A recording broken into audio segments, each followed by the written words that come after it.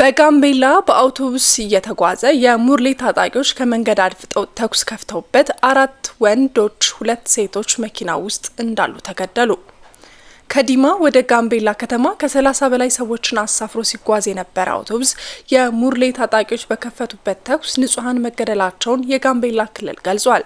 የክልሉ ኮሚኒኬሽን ቢሮ ኃላፊ አቶ ኦጅሉ ጊሎ በሰጡት ቃል የመርሌ ጎሳ ታጣቂዎች በከፈቱት ተኩስ 6 ተሳፋሪዎች መገደላቸውን ገልጸዋል።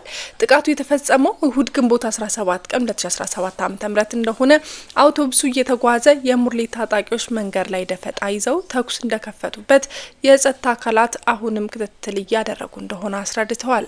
2 ሴቶች ከመኪናው እንዳሉ ተገድለዋል ሲሉ ገልጸዋል። ከሟቾች ባሻገር በጥቃቱ የቆሰሉ እንዳሉ ሲሆን እስካሁን የደረሳቸው መረጃ የሟቾቹ እንደሆነ ተናግረዋል። በአጋጣሚ በአውቶቡሱ ተሳፍሮ የነበረ አንድ የክልሉ ቀበሌ ሚሊሻ በአንድ የሙርሌ ታጣቂ ላይ የአጸፋ እርምጃ ወስዶበት ታጣቂው እንደተገደለ የሚመለከት መረጃም እንደደረሳቸው አስረድተዋል።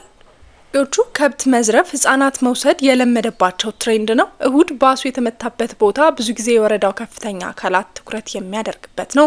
ግን የትናንቱ ክስተት በአጋጣሚ ከባድ ነበር ብለዋል። ከዚህ ቀደም በሙርሌ ታጣቂዎች ተገደለ የሚባለው 1-2 ሰዎች እንደነበር ያስታወሱት አቶ ኦጅሉ የትላንቱ ጥቃት ትንሽ የሚያሳዝን ነው። ሆኖም ግን እዛ አካባቢ የጸጥታ አካላት አሁንም ቁጥጥር በአግባቡ ይሰራሉ ነው ያሉት። ክልሉ ከወር በፊት በሰጠው ቃል በተለይ እስከ ሚያዝያ መጨረሻ ድረስ ታጣቂዎቹ የሚፈታተኑበትን ወቅት ነው።